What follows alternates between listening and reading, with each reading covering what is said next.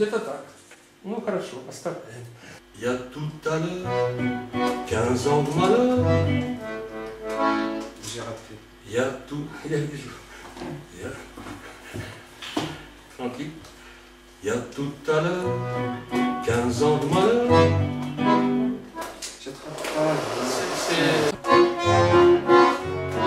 Parti bon train, voici Pastringue et la Java. À regarder, roi de cité, chez Léopard. 15 ans bientôt, musique au dos, tu...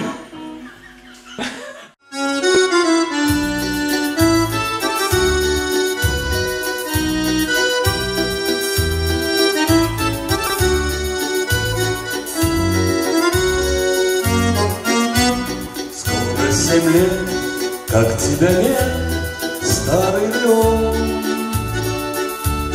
Но как живо слышится твой аккордеон. Половинус, ты в рай искусств отбыл окрест.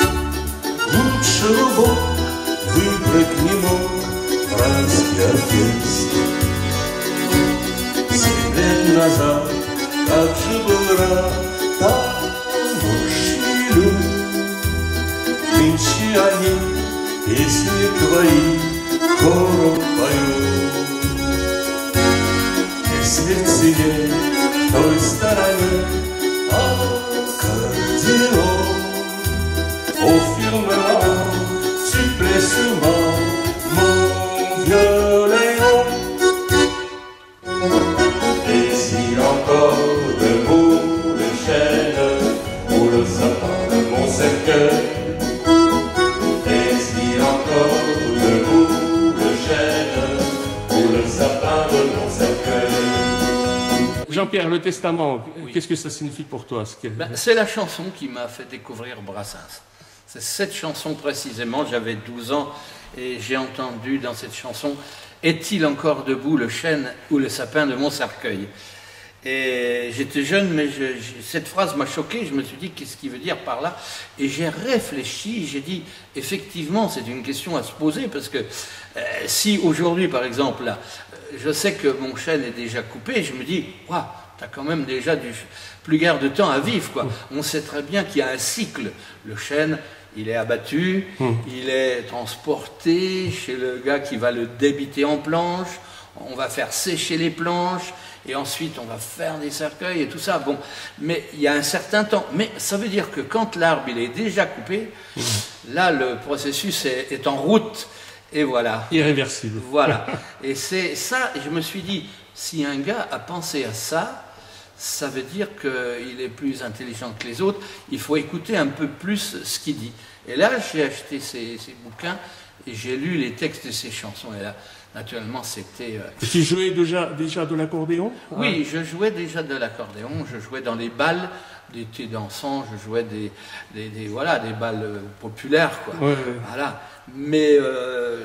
quand je joue Brassens, je le joue avec mon cœur, voilà.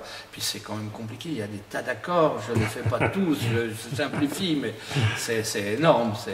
Moi, en quelle année on s'est rencontrés à Sète? C'était en 1989. Oui, je me rappelle, j'ai eu un t-shirt consacré à la prise de la Bastille, et c'était l'anniversaire, quoi. D'accord. Ouais. Ah oui, voilà. Toi, Jean-Jacques Delaforge? Oui, il était là aussi en 89. Oui. Et moi, oui, voilà. C'était une rencontre. Mais moi, j'étais à Sète depuis 1981, puisque je suis venu à l'enterrement de Georges Brassens. Ah. Voilà. 1981, j'étais là, j'ai passé ma Toussaint sur sa tombe à pleurer. Et voilà. Et donc, après, j'ai fait connaissance de Laurent Spinozzi, ce qu'on appelait Lolo. Oui. Et voilà, il m'a pris... voilà, je suis rentré dans le cercle Brassens avec Granier, etc., Victor Laville, j'ai mangé pâte à choux. Voilà, j'étais vraiment bercé là-dedans. Tu as vécu 2 ans dans la maison de Brassens. Voilà, j'ai loué la maison natale de Brassens. C'est après le festival. Voilà, c'était même pendant, hein, parce que le festival a eu lieu de 86 à Il a eu lieu à peu près 5 ans, je crois. Ouais, c'est ça, oui, à peu près. Voilà. Et ensuite, ça a changé de maire et il n'a plus voulu faire ça, etc. Bon. Mais voilà, j'ai un très grand souvenir de cette. Malheureusement, je voudrais bien y retourner, mais j'ai plus le temps. Et puis, tous mes amis sont morts, quoi.